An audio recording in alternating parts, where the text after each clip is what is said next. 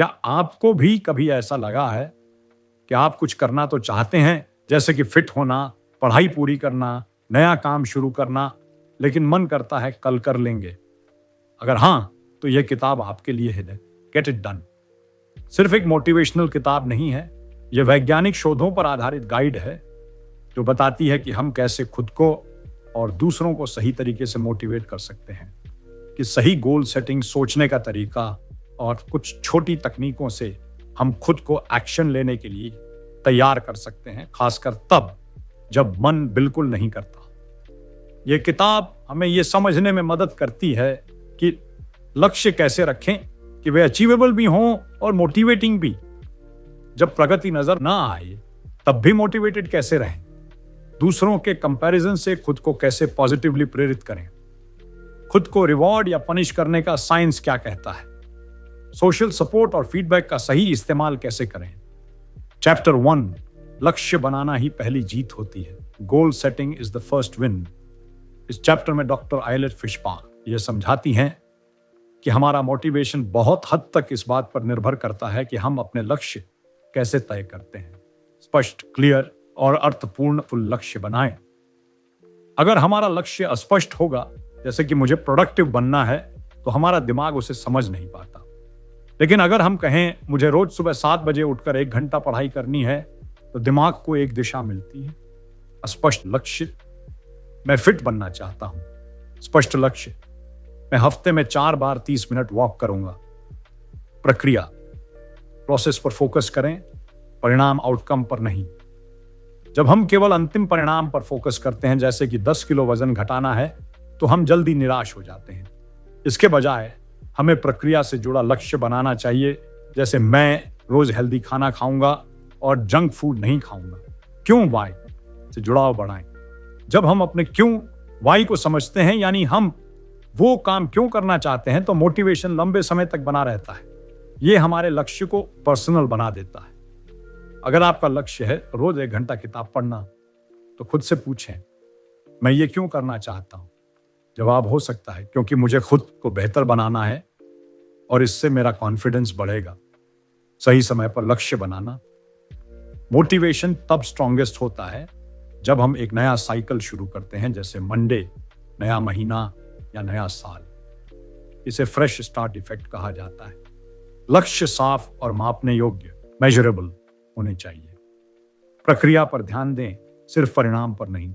अपने क्यों को समझें और याद रखें। नए शुरुआती अवसरों का फायदा उठाएं।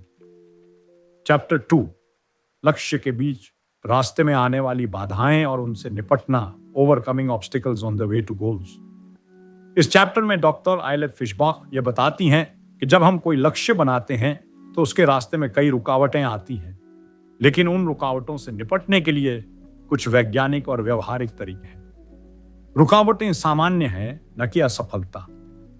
लोग अक्सर जब पहली बार कोई दिक्कत आती है, जैसे आलस, डिस्ट्रैक्शन या वक्त की कमी, तो सोचते हैं कि वो काम उनके बस का नहीं। लेकिन ये रुकावटें किसी भी लक्ष्य का हिस्सा होती हैं। इन्हें पहले से समझना जरूरी है। मानसिक विरोधाभास, मेंटल कॉन्ट्रास्टिंग अपनाएं।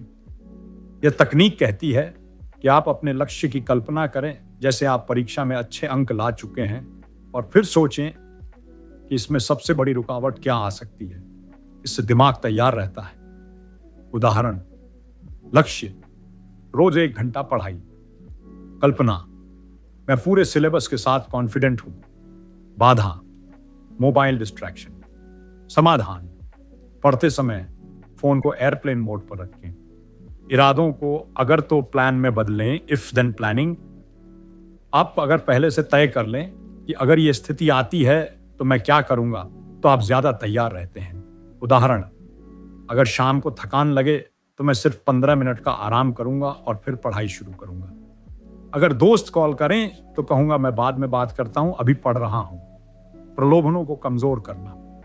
रास्ते में जो चीजें आपको लुभाती हैं, जैसे नेटफ्लिक्स, सोशल मीडिया, उन्हें दूर करना या कमजोर करना जरूरी है।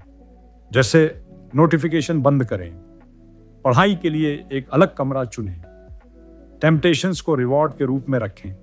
अगर मैं 1 घंटा पढ़ लिया तो 15 मिनट रील देख सकता हूं। हर लक्ष्य के रास्ते में बाधाएं आती ही हैं, उन्हें पहले से पहचानें। मानसिक तैयारी और अगर तो योजनाएं बहुत कारगर होती हैं, डिस्ट्रैक्शंस को हटाएं या कमजोर करें। चैप्टर 3, खुद को प्रेरित कैसे रखें, हाउ टू स्टे मोटिवेटेड। इस चैप्टर में डॉक्टर आइलेट फिशबach बताती हैं कि हम कैसे लंबे समय तक खुद को प्रेरित मोटिवेटेड रख सकते हैं, खासकर तब जब हमारा उत्साह धीरे धीरे कम होने लगे। लक्ष्य को रोचक और मायनेदार बनाना। अगर कोई काम आपके दिल के करीब है तो आप उसमें ज्यादा जुड़ाव महसूस करते हैं, इसलिए लक्ष्य ऐसा रखें जो आपको अंदर से प्रेरित करे। उदाहरण, सिर्फ वजन घटाना कहना ठीक नहीं। कहिए, मैं फिट और एनर्जेटिक बनना चाहता हूं ताकि अपने बच्चों के साथ खेल सकूं। प्रगति को ट्रैक करें, track your progress.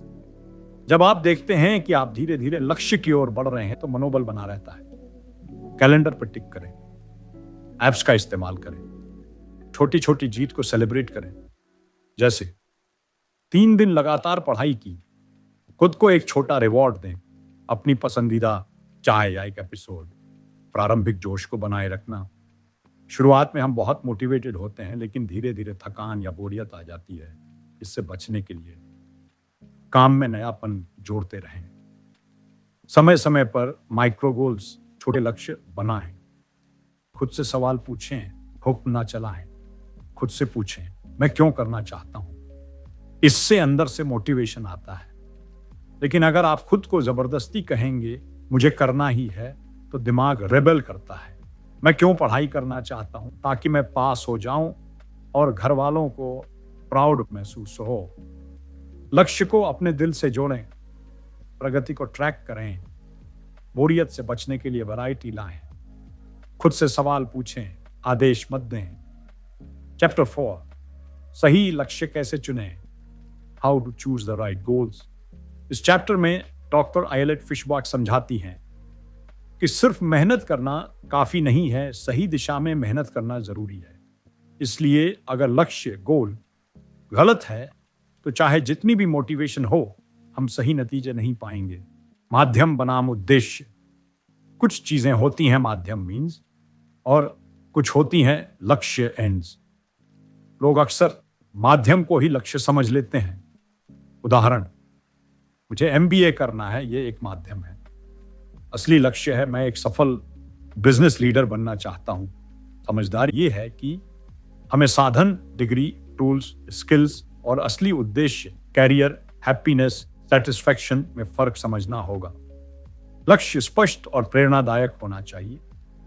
Smart goals रखें, स्पेसिफिक, स्पष्ट, मेजरेबल, मापने योग्य, अचीवेबल, पाया जा सके। रियलिस्टिक, वास्तविक, टाइम बाउंड, समय से जुड़ा। गलत, मुझे सफल बनना है। सही, मुझे 6 महीने में एक डिजिटल मार्केटिंग कोर्स पूरा करना है। अपने लक्ष्यों से भावनात्मक जुड़ाव जरूरी है। जो लक्ष्य आपके मूल्य और जज्बे से जुड़ा है वह ज्यादा टिकाऊ होता है। अगर आप किसी चीज को गहराई से चाहते हैं तो उस पर काम करना बोझ नहीं लगेगा, बल्कि वो आपको उत्साहित करेगा। मुझे क्या नहीं चाहिए भी तय करें।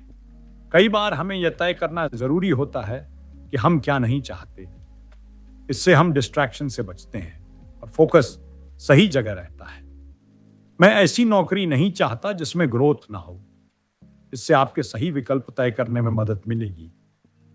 चैप्टर 5, प्रेरणा बनाए रखने के विज्ञान, the science of sustaining motivation.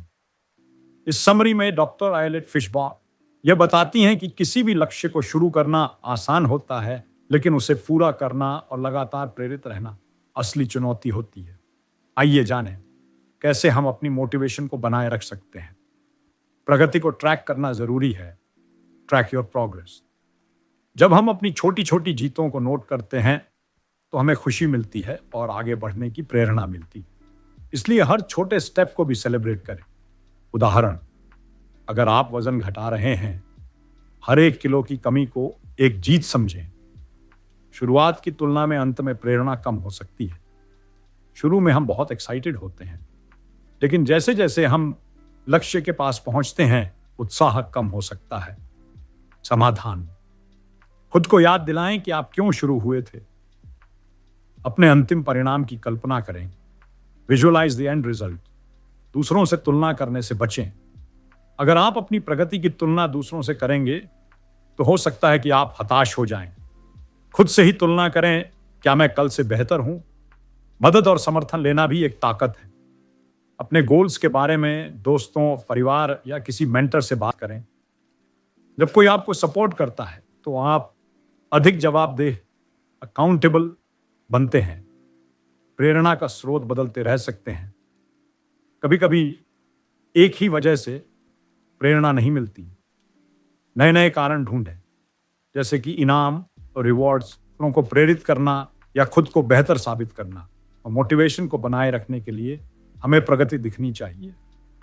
अपने छोटे स्टेप्स की खुशी लें। खुद को और अपने लक्ष्य को बार बार याद दिलाएं।